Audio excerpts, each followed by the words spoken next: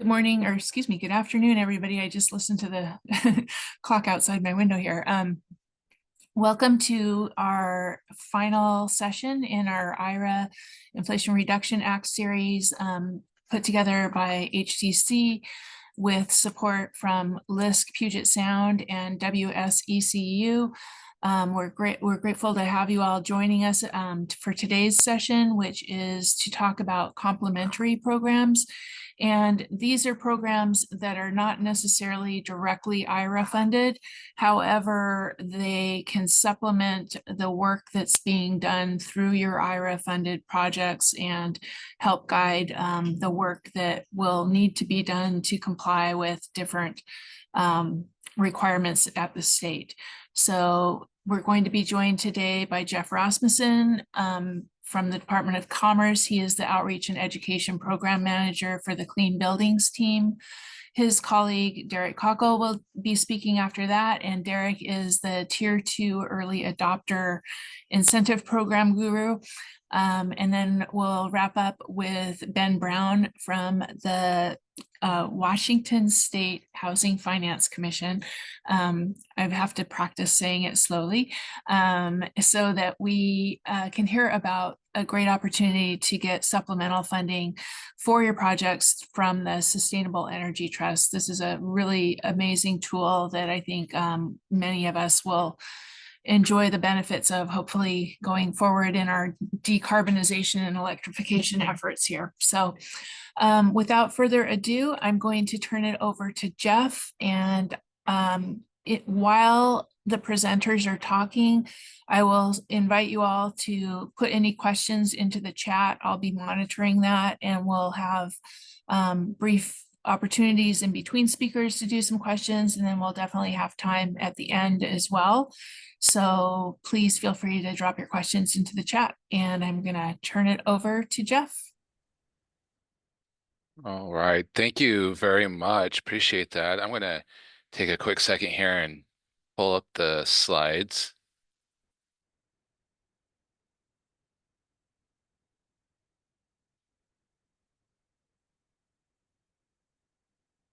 All right. Perfect. So hopefully everyone can see that. If not, I'm sure someone will let me know. Excellent. So again, thank you very much for allowing us to be here during your lunch hour. We're excited to share the clean building performance standards with everyone, and recognize that for some this may be brand new, for others very well may be well versed into the process. So we just ask that the presentation today is really a high level overview. Hopefully it's enough to give you a sense of what it is if it's brand new to you, and be able to understand kind of where you need to go with your buildings, and the resources that you do have, as well as the opportunities that are available for this. So I'm going to, first of all, your Clean Buildings Unit is part of the Department of Commerce. We stretch out through all corners of the communities, everything from housing and homelessness to crime victim safety. And of course, we are here in the energy space. So we truly work to strengthen communities as Department of Commerce. Drilling this down a little bit more to the Clean Buildings Unit, we have Emily Salzberg as our managing director leading the charge. And then within that Clean Buildings team, we have several smaller teams. First on the left of your screen, the incentives team, which Derek is part of, along with Josette, Brittany, and Sam. We have a data team that was charged with really gathering the data of the buildings that essentially would be within the performance standards. KJ and Michael lead that team. The performance standards is a very technical component, or can be very technical, and we do have a full team dedicated for the technical assistance, which is led by Luke, along with Judy, Donnie, and James.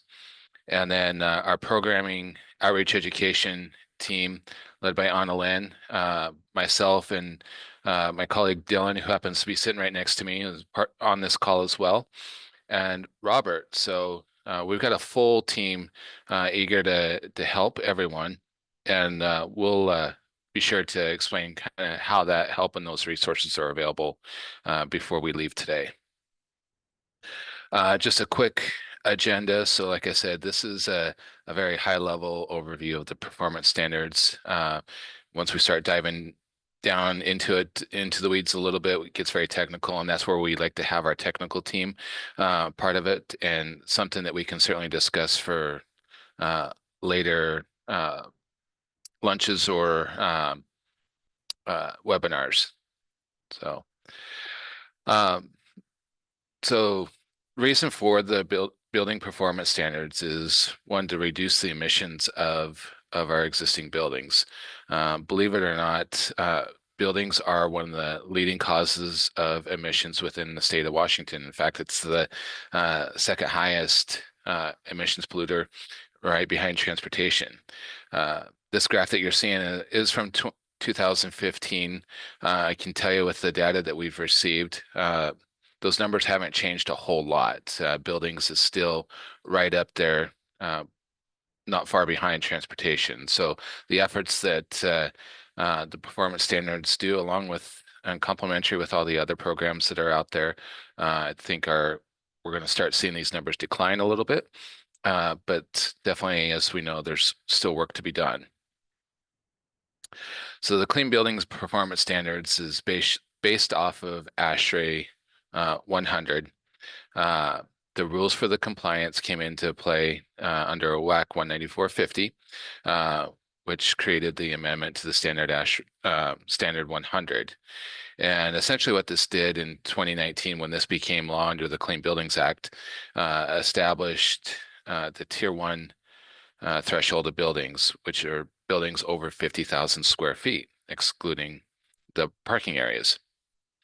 And you'll see in the next slide kind of a timeline map of the standards and how it came into play. But eventually, the law expanded to include buildings between 20,000 and 50,000 square feet, as well as multifamily buildings 20,000 square feet or more, which I believe is probably where the majority of those on this call are more in that space here. Now, within the standard and the Clean Buildings law, we were charged as part of commerce with a few different roles, one of them being rulemaking, notifying building owners, administering the incentives, and supporting the mandatory compliance. And we'll touch on all aspects of that, again, at a high level throughout this presentation. So as promised, here's kind of the timeline map of how the building performance standards came to be, starting in 2019 with the Clean Buildings Law. And then eventually the Tier 1 rulemaking in 2022 is where it expanded into the Tier 2 buildings. And then even up until this year, we had a recent update with the House Bill 1390, the decarbonizing of the district energy systems. And so the latest version of the Clean Building Performance Standards dated July 2024. So if you downloaded a version prior to that, be sure to download an updated version, and we can provide the links of where to download that at if you need. And this is just really the why behind the performance standards. It's really, about the communities, the economy, and the environment. Everything that the building performance standards does to reduce the emissions and increase energy efficiency and reduce the energy costs within our communities, whether it be within our buildings or homes or whatnot, really comes down to these three areas. And so clean buildings is really focused on supporting these three areas and creating better life for the environment, people, and the economy in our communities. All right. So as I mentioned earlier, The performance standards has two tiers: tier 1, which is 50,000 square feet or more, and tier 2, which is 20 to 50,000 square feet, 20,000 square feet to 50,000 square feet, and multifamily buildings over 20,000 square feet. And so for today's presentation, that's really where we're going to focus our attention and energy, knowing that that's probably where most of our those on the call fit in today. We'll compare it to the tier 1 a little bit, but most of the data is going to be based off tier 2. Right here, you can see the official definition of tier 2. I'm not going to read it out loud because I think everyone can see this, but again, it's a covered building where the square footage is between 20,000 and 50,000 square feet and includes multifamily over 20,000 square feet. And that last line, this is the official definition, but that last line, yes, we definitely want to clarify that multifamily buildings over 20,000 square feet are part of the tier 2 threshold. So because we are talking housing and multifamily is included, this is the definition of multifamily. A covered building on a continuous property containing sleeping units of more than 5 dwelling units where the occupants are primarily permanent in nature. So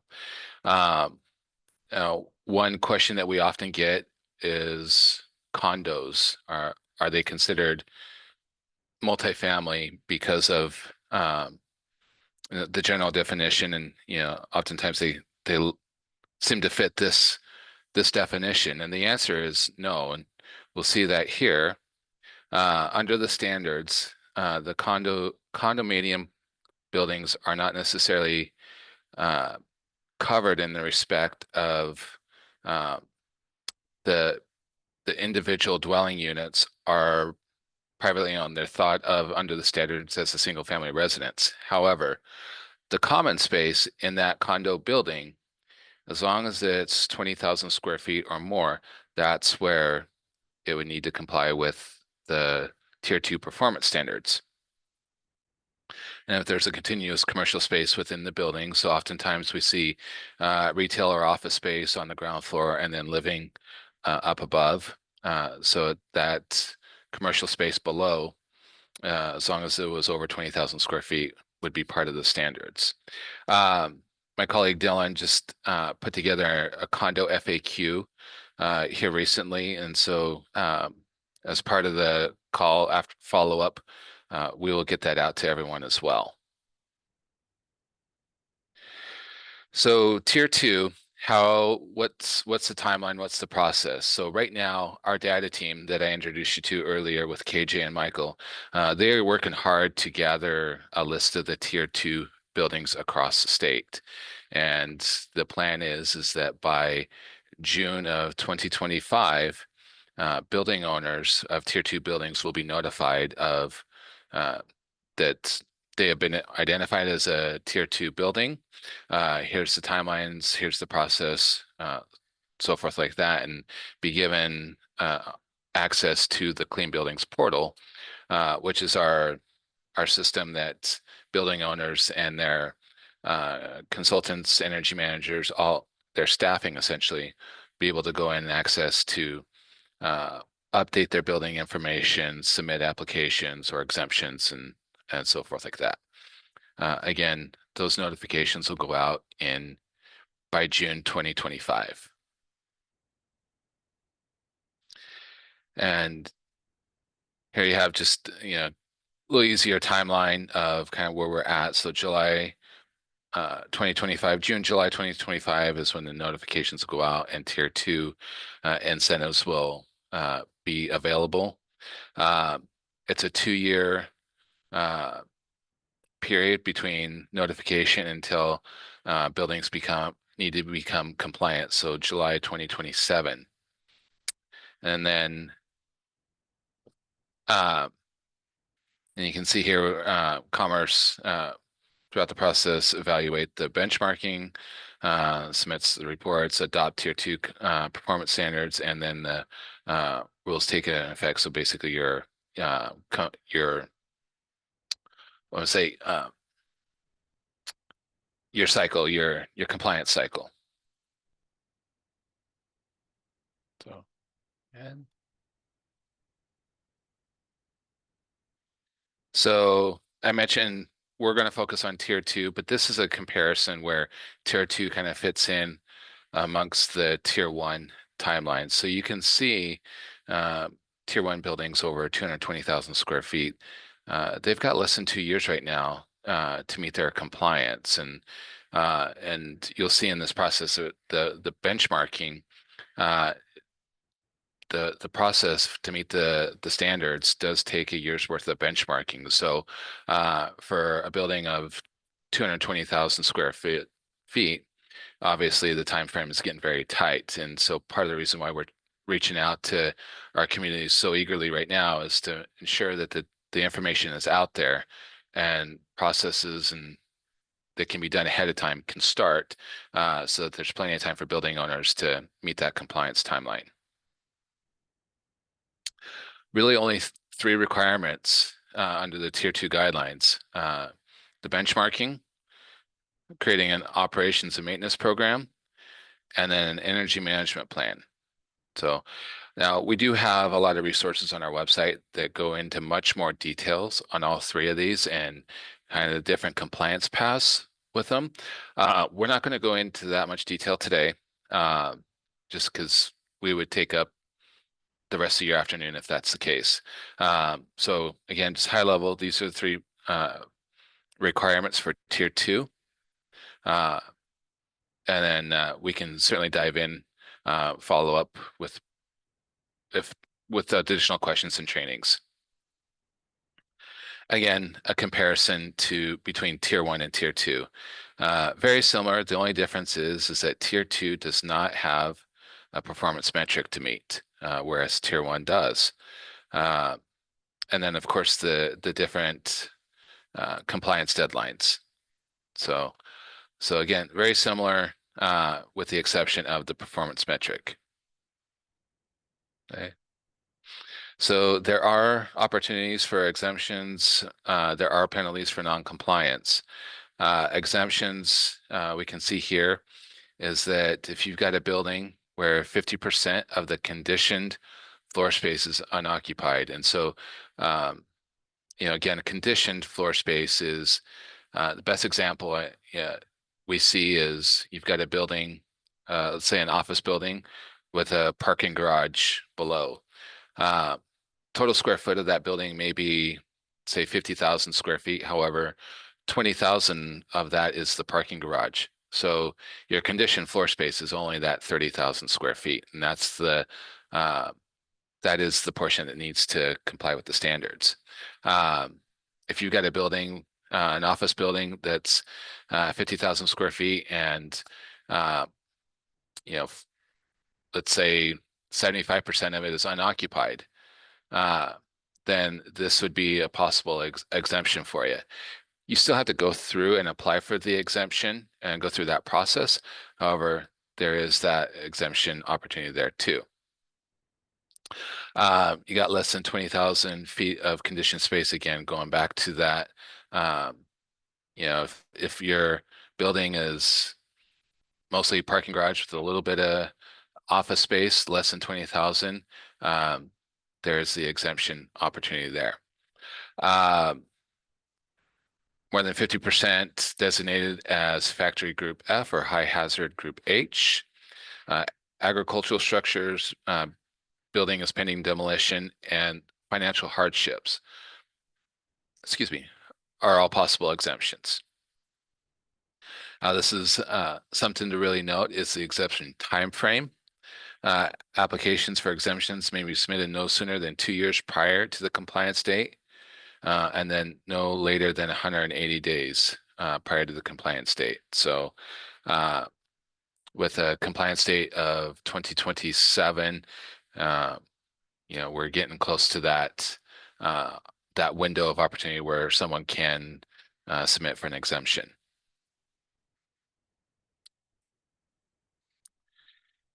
For buildings that don't comply, there, like I said, there is a penalty involved. And so for tier 2 buildings, Good. Hold on one second. My headphones didn't switch over. Hold on one second. sorry. Go. Uh, Can you hear me? Shoot. Hold on. sorry, was there a question? So for tier 2 buildings, the penalty is 30 cents a square foot. And so if we just look at the example there of 20,000 square foot building, 30 cents a square foot, penalty is $6,000. Now, again, I don't have the comparison slide for tier 1, but just know that that penalty is for tier 2 buildings are far less than tier 1. The I guess the comfort in this is if you find yourself as a building owner kind of running up against that deadline where you're not sure or it's unlikely you're going to meet the compliance deadline, we want to encourage building owners to really work with our team. There's several different avenues that we can continue to work on so that they're to avoid those penalties, whether it be conditional compliance, whether it be to really focus in or evaluate exemption opportunities, whatever the case may be. So, you know, we want to assure building owners that to come talk to us if they're facing these deadlines very quickly, and we want you to avoid the penalties. Okay. So that kind of gives a high level overview of the standards. Again, the meat of it, if you will. And now there are some funding opportunities available for the standards. And for that, I'm going to turn it over to Derek to talk more about the incentives. Thanks so much, Jeff. Really appreciate it. Yeah, so the legislature did allow for incentives for the reporting requirements of the tier two compliance. If you could go to the next slide, please, Jeff. Thank you. So this does incentivize completion of the reporting requirements. The program will launch July 1st of 2025. So that's kind of in line with when the notifications will go out. Letting owners know, about the standard, about their requirements for compliance. And folks will be able to submit their documentation. They will be able to apply for the incentive. They're beginning July 1st of 2025. Even though the compliance timeline for Tier 2 is June of 2027, or July of 2027, the incentive program does end June 1st of 2030. So there is some time there on the back end to get that documentation submitted. It's interesting that they extended it that way, but there is some time there on the back end. Eligibility for the program, you must be a tier 2 covered building. Again, if you have any questions about, whether you are a covered building, whether one of your buildings is covered, you can reach out to us and we can help you, make that definition, make that call. There's a lot of nuance in the Clean Buildings Performance Standard, which we have come to find just kind of in, kind of the back and forth with building owners. So, as Jeff stated, we're here to help folks kind of in their pathway to compliance. Eligibility, tier 2 covered building, you must be served by a participating utility. Utilities are the ones who will be paying out the incentive.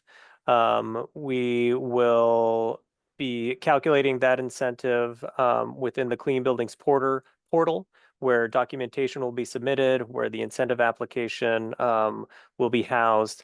Then utilities will go in, they will approve that calculation, they will make the payment to the building owner themselves. And then on the back end, the utility will get a public utility tax credit from the Department of Revenue. So Tier 2 building must be served by a participating utility. All utilities with over 25,000 customers are required to participate in the incentive program.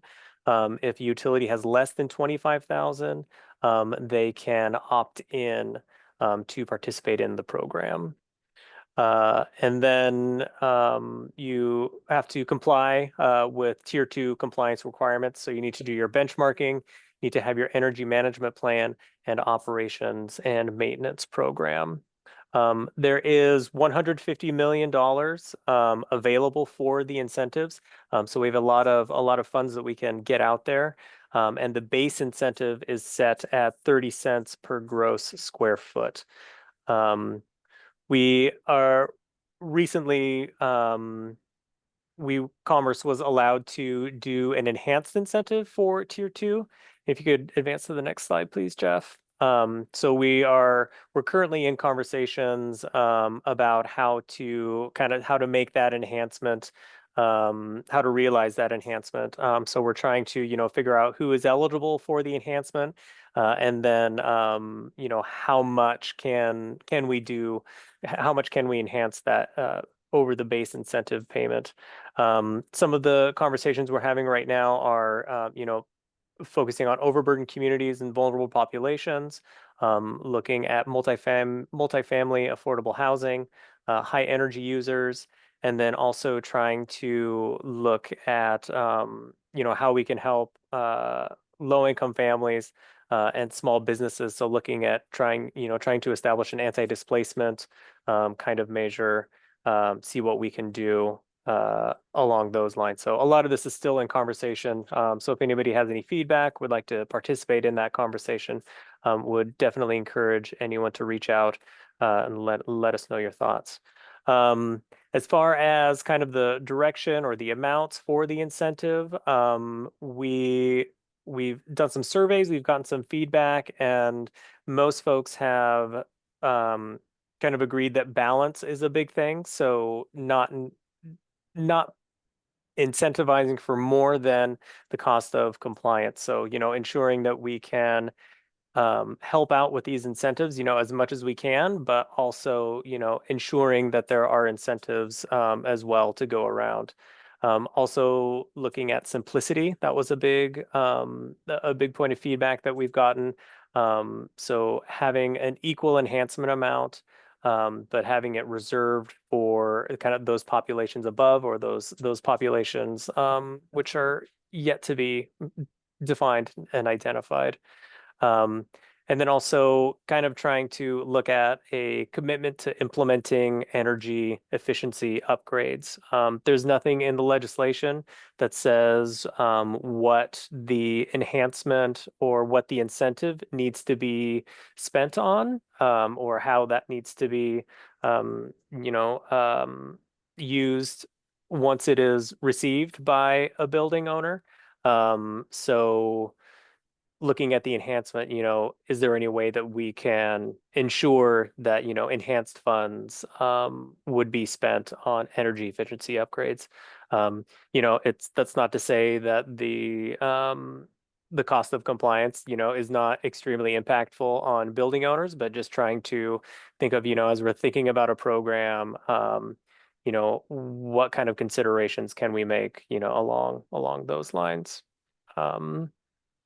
Yeah, I think that's about what we've got, where we're at for the enhanced incentive. I don't know if anybody had any questions at this point, or if we wanted to just keep moving and save those for the end. I'm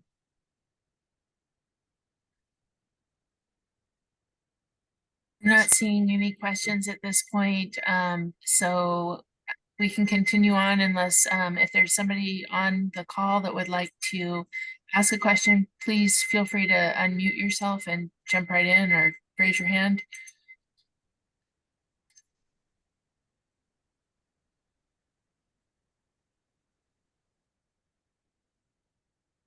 I think we're good to continue on. All right, great. So as I mentioned earlier, there is a lot of support that's available for building owners and their teams as they go through the path for compliance. Here, highlighting a few of the no-cost support that's available. Of course, you got the Clean Buildings team, that chart that I had in the beginning, whether it be the incentives, data, technical, or compliance and programming team that I'm fortunate to be a part of here. So we're all here to help. Over on the right side, you see our email address and our phone number. That is to us here at the Clean Buildings team. When you send an email there, it is generally reviewed first by myself, Dylan, or Robert, and then we get that directly to who it needs to go to, whether it be incentives or tech or whoever the case may be.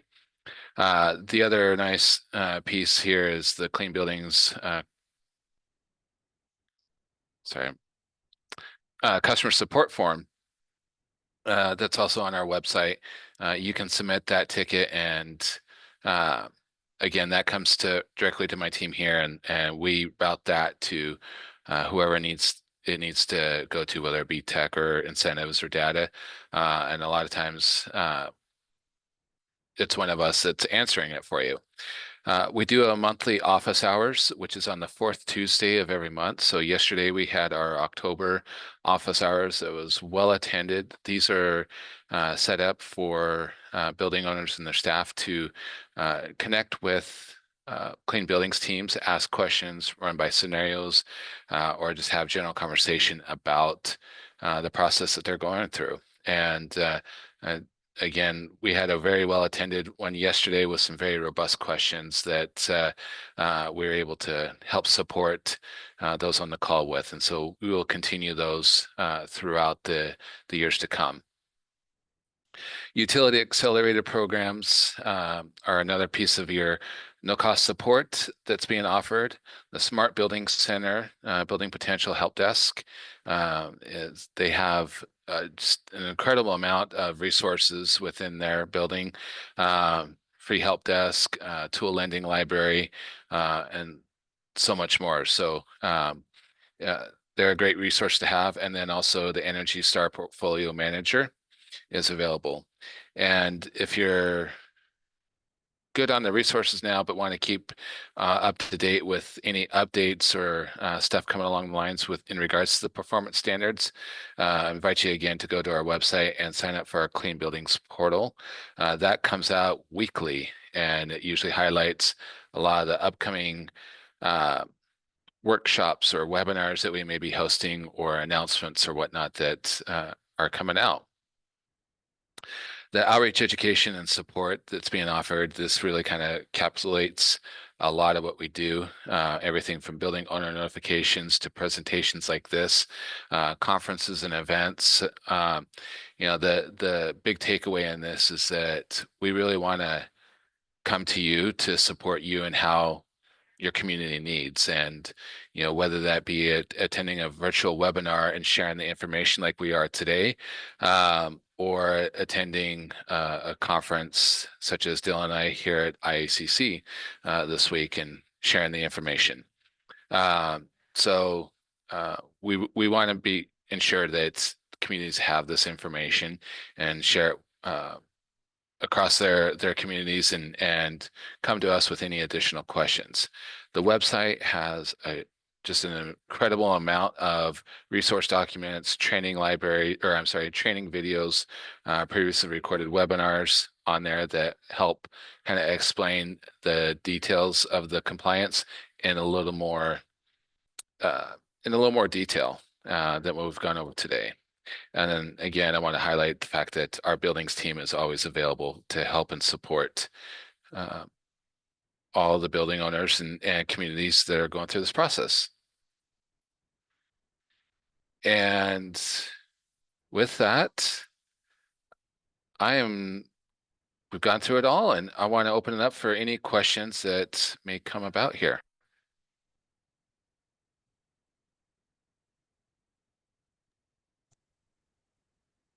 Hey, Thank Jeff. you, James.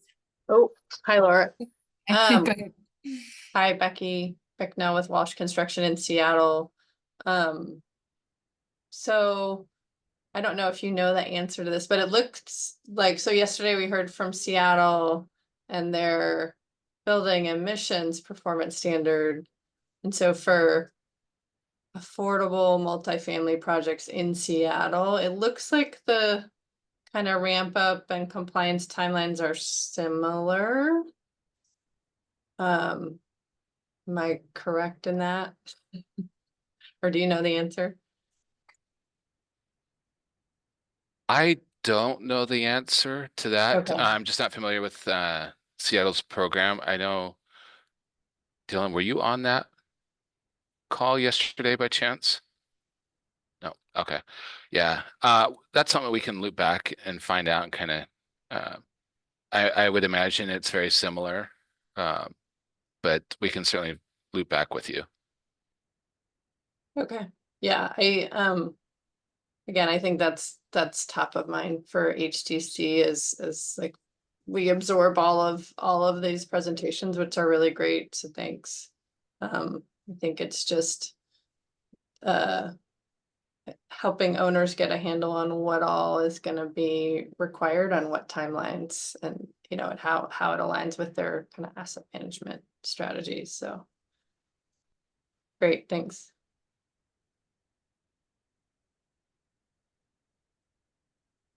Other questions, please feel free to unmute yourself, raise your hand, jump up and down. I have a question. I was curious because we're talking about multifamily affordable housing primarily with this group. When you mentioned the incentives at their current 30 cents per square foot with the potential for enhancements under conversation, if we have building owners who want to begin their compliance and qualify for that 30 cents, would the enhancement when it becomes available be applicable retroactively, or should they wait until it's announced to be in compliance to start their compliance? I just, funding for this compliance is crucial for this market. So just wanting to make sure that they maximize the value. Yeah, the incentive isn't available to be paid until the compliance documentation has been submitted. So it's like there are no like it's not a contract type of agreement. It's just it's essentially, you provide your compliance documentation that gets approved, submit your incentive application, that gets approved, and then the funds go to the building owners. So it's an after compliance documentation has been submitted. I guess on the enhancement though, if the enhancement is not starting until later, would they be able to recover the enhancement if they complied at the lower level initially? Yeah, it would be for the same, it would be the same. It would just be an addition to the base incentive. So the base incentive is going to be available to everybody. If you fall within, the categories, which we're still working on, for if you're multifamily affordable housing, then you would qualify for that enhanced incentive. So it would just be in addition to that base incentive, and it would be paid at the time of the base incentive as well.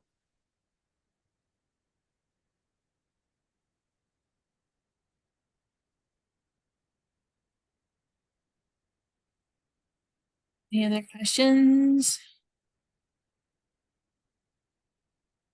Okay, well, I'm gonna go ahead and suggest we move ahead and turn it over to Ben, who will talk to us about the Sustainable Energy Trust Fund. Great, thanks so much. Just while I take a second to share my screen, can you confirm that I'm coming through okay for you over there?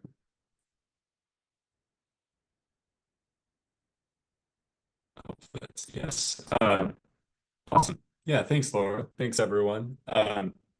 Yeah, as Laura mentioned, my name is Ben Brown. I am a sustainable energy analyst with the Washington State Housing Finance Commission, and I'm excited to just sort of join today and speak about the Sustainable Energy Trust and some other work that we are doing at the Commission to unlock IRA resources for multifamily affordable properties in Washington State.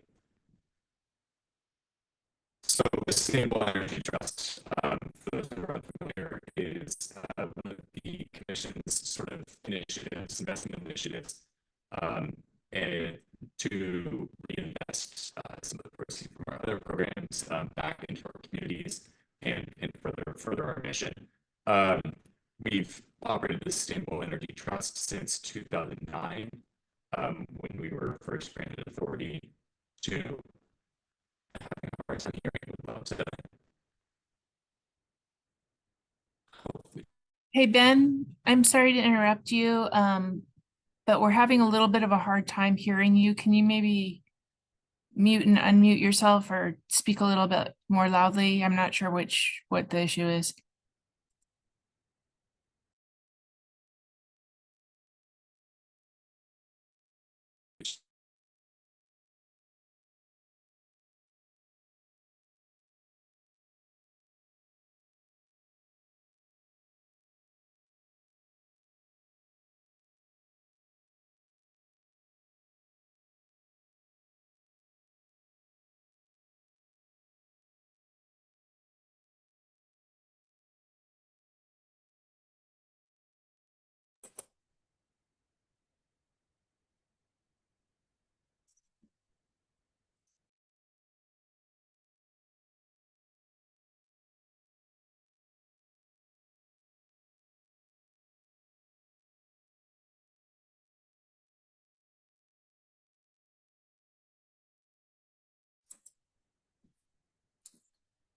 Ben, if you can hear, can you say something? I can't hear you anymore at all.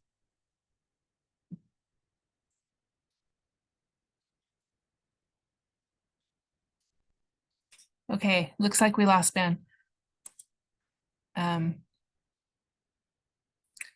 Give him a minute here to rejoin.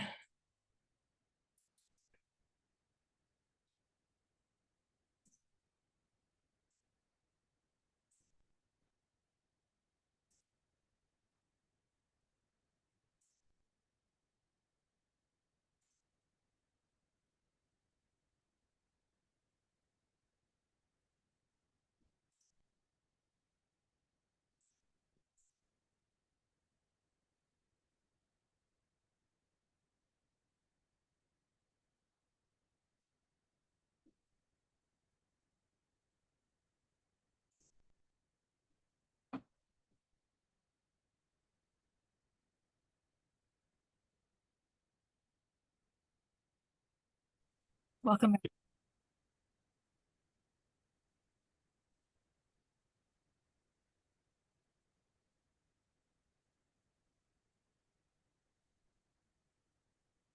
Can't hear you.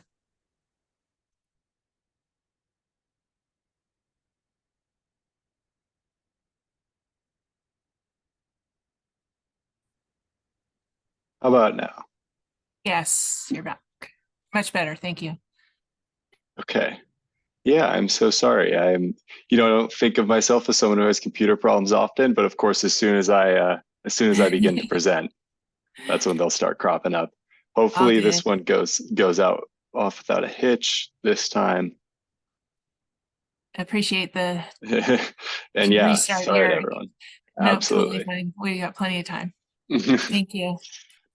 Yeah, so not sure where I left off with folks, but I'll just again, Ben Brown with the Washington State Housing Finance Commission, here to talk about the Sustainable Energy Trust and other work that we're doing to tap into IRA resources for multifamily affordable properties.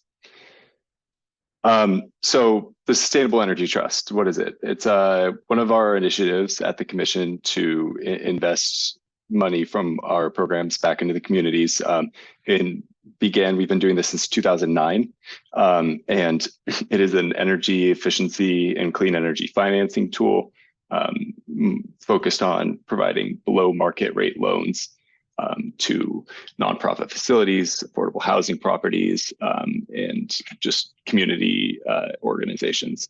And a major goal of SET, really one of the cornerstones of SET, is to provide financing that is as flexible as possible.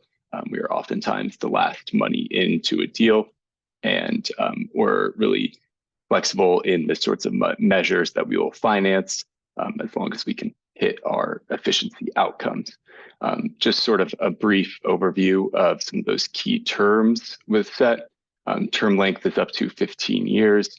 We have interest rates between 1% and 5%, sort of depending on the project, but we're always, towards the lower end of that scale, and always looking to structure it in ways that are favorable for our borrowers.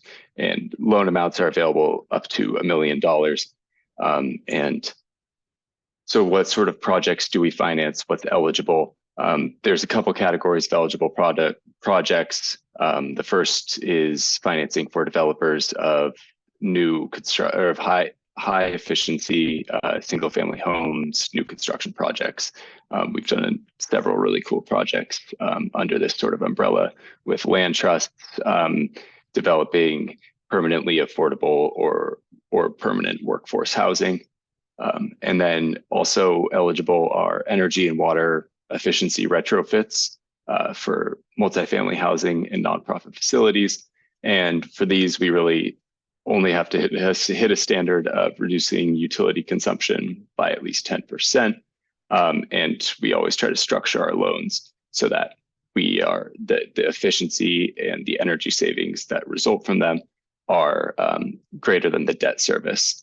And then we are also, of course, financing clean energy projects. So we financed several different technologies, projects that use several different energy technologies, but of course, most popular and most common, especially now with the new IRA resources, we are looking at solar projects. And we can make loans to projects looking to do some efficiency upgrades, some retrofit, and also, put a solar array on the roof. Those are eligible as well.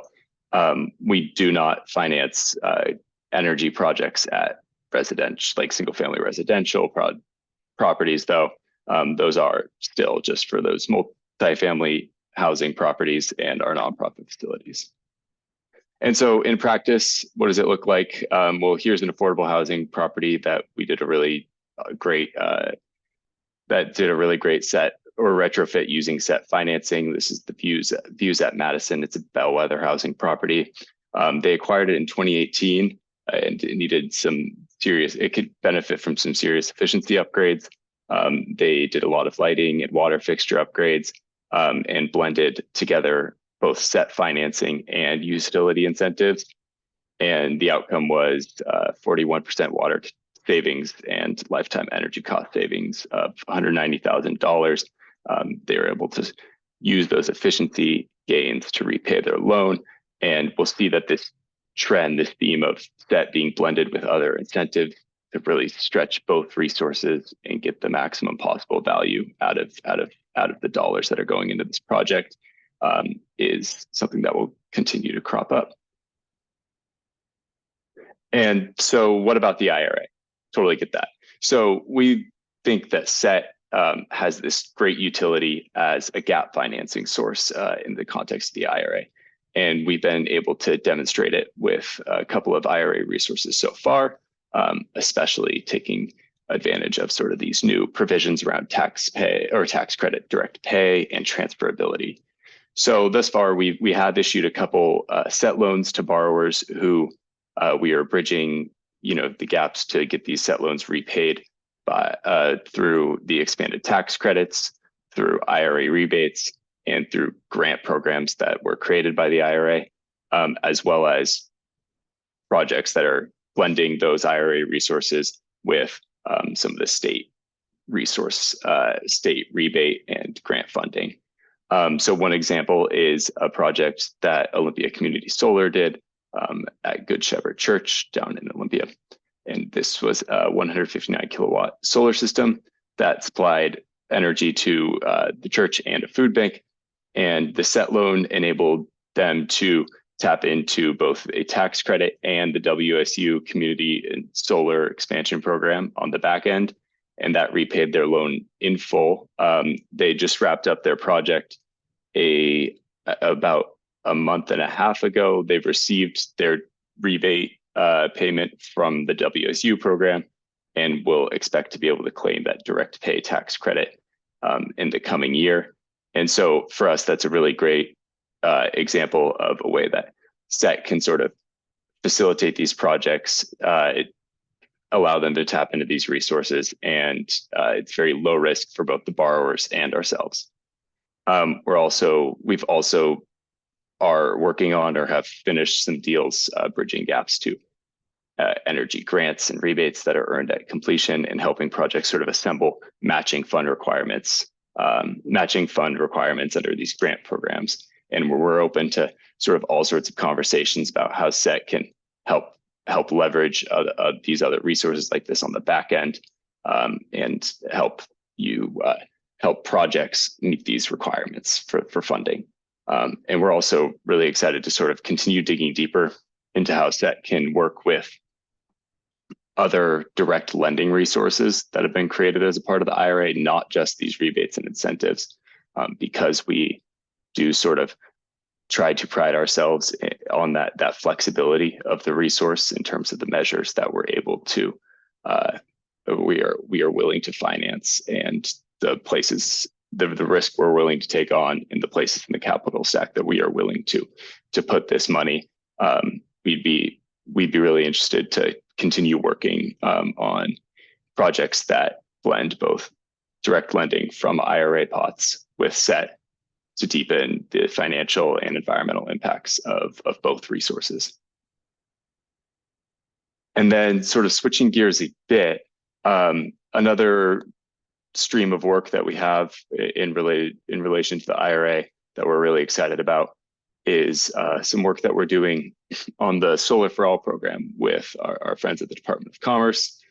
So we are partnering with them on the Bridging Energy Affordability through Multifamily Solar program. The Washington State Housing Finance Commission will be sub-recipients under their award, and will be administering this program, which is intended to bring on-site solar to multifamily affordable housing properties and deliver the benefits of the solar energy to the residents. This program will allow us to offer two new financing products, the first being no interest revolving loans for solar installations, solar optional, that's just covering the costs of the solar projects themselves. And then the second product would be a no interest forgivable loan to help cover some of the enabling upgrades that may be needed, whether it's a roof repair, electrical panel update, anything like that.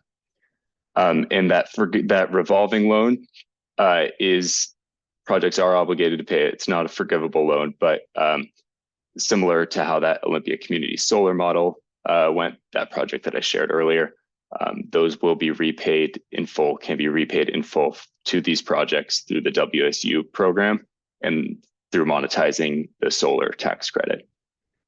So we are looking at hopefully no cost solar using these resources and this financing product, and delivering some really great benefits. Currently, where we stand now is we're entering the planning year on the Solar for All program, and we expect that we can start making deals and making funds available to projects before the end of 2025. The program, of course, requires that solar energy benefits are passed on to participating households, with both monetary benefits and non-monetary benefits eligible for meeting this criteria. There's a little more guidance on benefit sizing and options to come, and I know that the folks at Commerce went into a bit more detail on this during their presentation the other day. I recommend people check it out if they're interested. They did a great job. We are also really excited that as part of the Solar for All, we'll be sort of launching a solar suitability study in the coming year, which we're in the process of designing. And our main objective is to identify the existing properties in our portfolio where solar projects are most feasible and most impactful. And we really want to identify those ripe opportunities for investment and use both SET and Solar for All financing resources to make it work and deliver benefits to both residents and owners and operators. We do want to flag, of course, that the federal requirements, Davis-Bacon, prevailing wage, and Build America, Buy America are applying. We are working to understand sort of what the implications are for us as administrators for projects of many different shapes and sizes, and would of course love to hear any thoughts or concerns that other folks have about these federal requirements. I think that's something that everyone's sort of continuing to grapple with, and it will just require clear lines of communication and honesty. And I just sort of want to close, I guess, with an invitation to sort of innovate somewhat.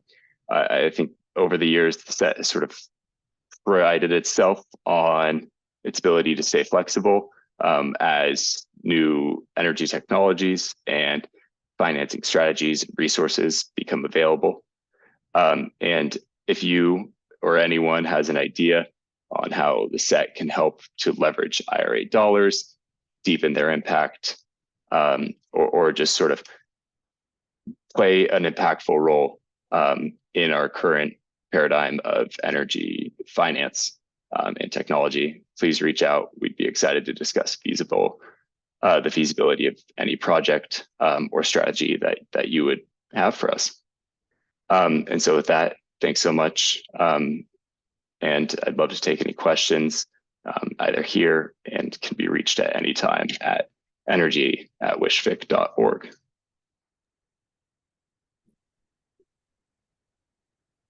Thanks, Ben. I will invite folks to unmute or raise your hand. And while you're thinking of your questions, I'm actually going to have a couple. So Ben, I was curious, what is the funding source for the trust or for the SET, and is it at risk due to 2117? I understand the Solar for All piece is separate, but just the core funding, where's the source of that? Yeah, so one of the benefits of the SET is that it is insulated from any of that volatility. The funding source comes from the revenues out of our low-income housing tax credit programs, and we can reallocate funds as there is demand, as there is need year over year. So the great part is funding availability for SET really exists in our hands at the commission. That's great. Other thing curious about is, can you talk a little bit about the application process and what sort of compliance requirements you might have to meet the thresholds that are set forth, and then what the timing is for approval and funding, and just kind of what that process might look like? Yeah, absolutely. So, I mean, before really any sort of formal application is submitted, we want to get on the same page with partners. We'd love to meet, hear about the project, and sort of hear about your scope. And then when the scope of work is planned, there's especially for our retrofits, there is an audit that projects the impacts. We would invite a project to apply with the understanding that they're in a good position to receive financing from the program. We do some underwriting process, and I would say from application to closing, timeline is usually 8 or so weeks, but it just sort of depends on the number of other projects that are in the pipeline. In terms of ongoing compliance, there's very little.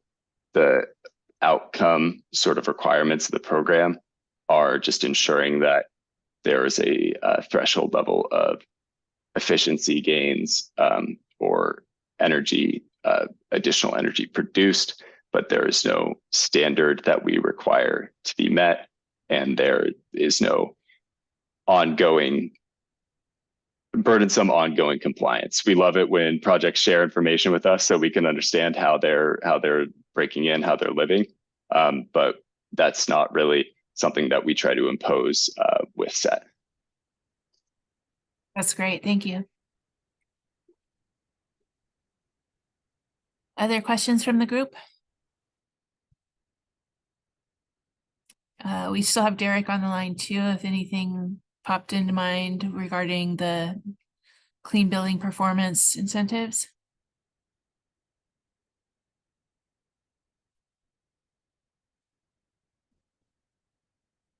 All right. Yes, we will be sharing the PowerPoints, and what I will do once we have all of the videos up online is I'll put a link in our sustainable buildings page for the entire series. I'll just kind of set up a box with all of the presentations by name, by session, as well as the videos. That'll probably be sometime next week by the time we get that uploaded. But yeah, and if you're on the call or registered for this one, you will automatically receive the presentations.